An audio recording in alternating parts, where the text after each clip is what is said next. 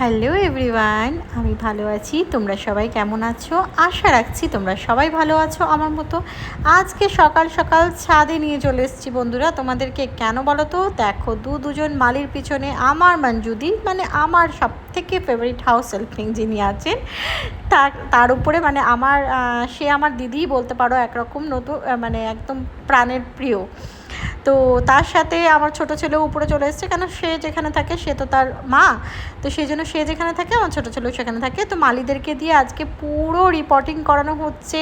উইন্টারের যত গাছ ছিল সবগুলোকে সরিয়ে, আমার না উইন্টারের গাছগুলোতেও ফুল ফোটে এখনও অবধি, সেই জন্য সরানো হচ্ছিল না। আজকে দুজন মালিকে নিয়ে পুরো রিপোর্টিং চলছে। রিপোর্টিংয়ের সাথে সাথে মানে যত গাছগুলোতে আমাদের বিচি টিচি দেওয়ার ব্যাপার আছে, সার দেওয়ার ব্যাপার আছে, সব দেওয়া হচ্ছে। চলো, সেখান থেকে বেরিয়ে আমি রেডি হয়ে চলে এসেছি আমার ছেলের কনভেন্টে।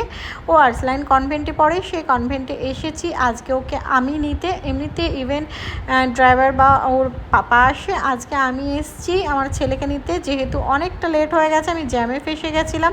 আমার ছেলে দেখো, সব বাচ্চারা প্রায় চলে গেছে, আমার ছেলে তাও ভীষণ খুশি হয়েছে আমি লেট করে আসলেও, মানে মা এসছে ভীষণ খুশিছে। এবার যে তার স্টার্ট হবে, এবার মানে স্কুলে কি হলো না, কোন ফ্রেন্ড কি বললো, কোন টিচার কি বললো, তার সাথে কি হয়েছে না হয়েছে, সমস্তটা তার প্রতিদিন বাড়িতে গিয়ে শুনতে হয়। আজকে এখান থেকে স্টার্ট হয়ে গেল।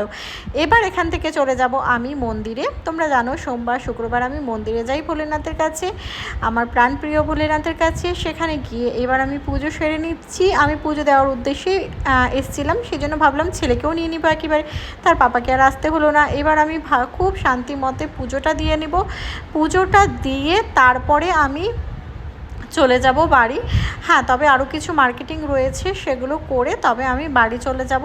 এবার পুজোটাতে তোমরা দেখতে পাচ্ছ, কয়েকজন কমেন্টে বলেছিল যে আমি ভোলেনাথের গায়ের মধ্যে কি স্প্রে করে দিচ্ছি বা তুলোদি লাগাচ্ছি। আমি ভোলেনাথের গায়ের মধ্যে আতর দিচ্ছি।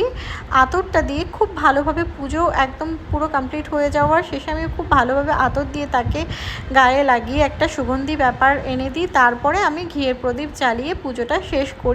এখানে যেহেতু ভোলেনাথের সাথে সাথে আমাদের বজরংবলীও রয়েছেন, তাকেও আমি ঘিয়ের একটা প্রদীপ দিই, আর মা কালীকেও দিই আমার এই মন্দিরে আসলে। এটা আমাদের ভাতটার কালীবাড়ি। এখানে